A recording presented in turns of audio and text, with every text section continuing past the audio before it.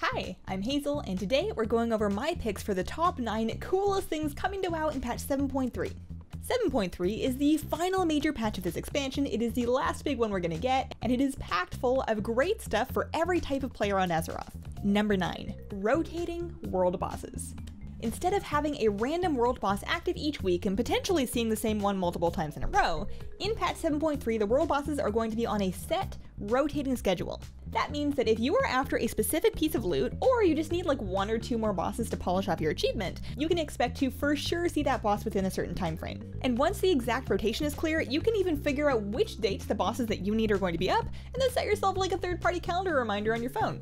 Log on, go kill Withered Jim, be disappointed again. Number 8, new pets and new pet battle achievements. There are over 40 new battle pets coming to WoW in 7.3, as well as some new pet collecting and battling related achievements to get. We have a brand new Raiding with Leashes achievement to collect pets from Cataclysm raids, which is perfectly enough named Cuticlysm. And for everybody that had such a great time with Family Familiar, there is a brand new Family Familiar style achievement called Family Fighter that deals with the new pet bosses on Argus. So there are 18 new single pet bosses spread throughout the 3 Argus zones. And if you're the pet battling type, you'll be fighting those as part of your world quest. If you can beat all 18 of those pets with an all-undead team, and then an all-aquatic team, and then an all-humanoid team, and so on and so forth, you will get the Family Fighter achievement for the new Felclaw Marsul pet. Now something that's nice about this is that even though these pets are for world quests, you can still fight them even if their world quest is not up, and you can fight them as many times as you want in a day. So if you wake up on patch 7.3 release day and you're like, man, you know what I want to do? 180 pet battles.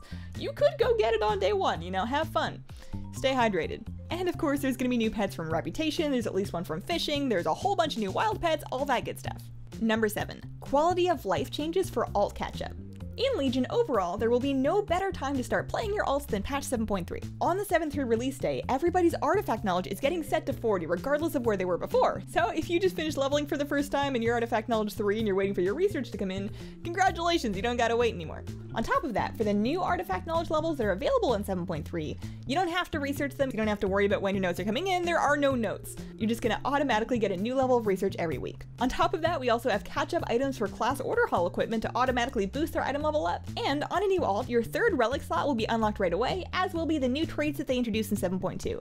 You're gonna be able to get that shiny new alt of yours on the road and ready to go faster than ever, so you can get to finding out that you actually don't like it as much as your main and it was a great idea, but maybe it's time to go back.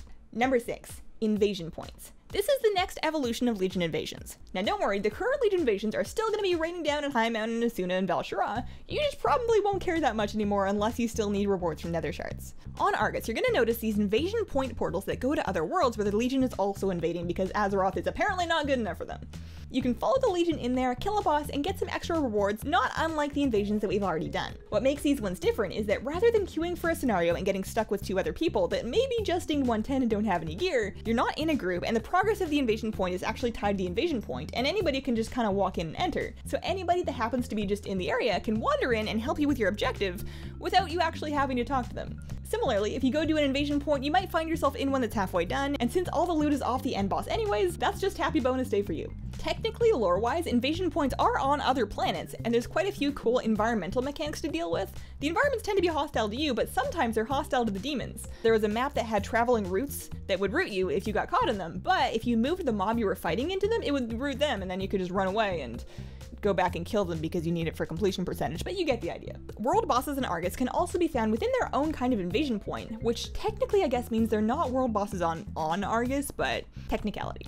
Number 5, we got new mounts. You like new mounts? I hope you like new mounts. There are so many new mounts coming in this patch. We have reputation mounts out of our ears, we have mounts from the new raid, we have mounts from achievements, we have mounts from the Dark Moon Fair, we have a new Vicious Fox mount available, and don't forget that the Vicious mounts are now account-wide, so if you are some kind of fox enthusiast and you must have it at all costs, you only have to learn how to PvP on one character, so you can pick one that looks easy and hope for the best. Plus, with at least 28 different mounts coming in 7.3, if you're pretty close to a mount collecting meta achievement, there's a good chance this is going to push you over the edge, so congratulations. Number 4, the Netherlight Crucible and the Crucible-related legendary ring.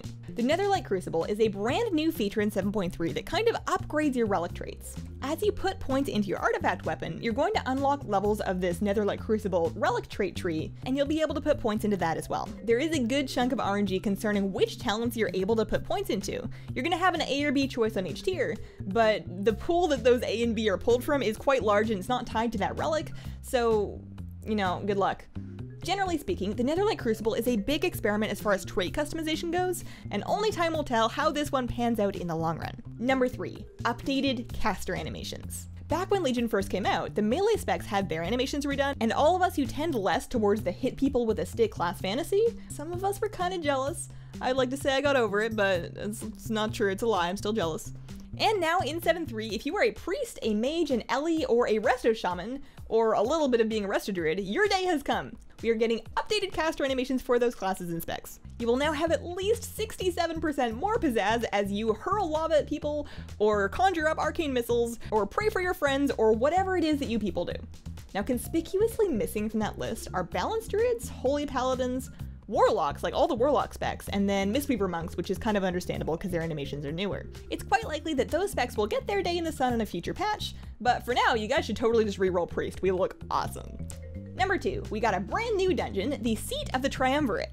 This is apparently the place where Velen, Archimonde, and Kil'jaeden used to like buddy around and roll stuff. Clearly I need to catch up on my lore because I have missed some things. Anyways, this is a 4-boss dungeon with voice acting, there's role-playing, there's like story quests, there's lots of cool stuff going on, and it is a welcome addition to the Mythic Plus circuit. Because of how powerful the Mythic Plus system is at keeping a dungeon relevant throughout the expansion now, I'm personally okay with them adding less dungeons per patch because I'm confident that they're taking that extra time to make the dungeons that they do add really good and stand up really well to all of the affixes that can happen to them in Mythic Plus. Finally, number 1 thing I am most excited for in 7.3, it's the new raid. You had to see this coming. I won't go into too much detail, so if you are avoiding raid spoilers, you're mostly okay. You're already on YouTube watching WoW videos, so you're like a little bit doomed. But basically, this is the final raid of the expansion. We got 11 bosses to fight, and from what I have seen of them, they're cool. There are cool rooms, there are cool mechanics, there are just like cool fight design ideas that I've never really seen before, and I cannot wait to be raiding this instead of the Tomb of Sargeras. And that says quite a bit because I love the Tomb of Sargeras. I'm having a great time. Kil'jaeden's my best friend. This is the largest raid that we've seen since Hellfire Citadel, and hopefully with the new patch and expansion development cycle, we won't have to be in there for as long as Hellfire Citadel, but it should be a nice time while it lasts. So those are my picks for the top 9 coolest things coming to WoW in 7.3. Thanks for watching. Let me know what you think. Please consider leaving a like if you liked it, and have a wonderful, wonderful day. Bye!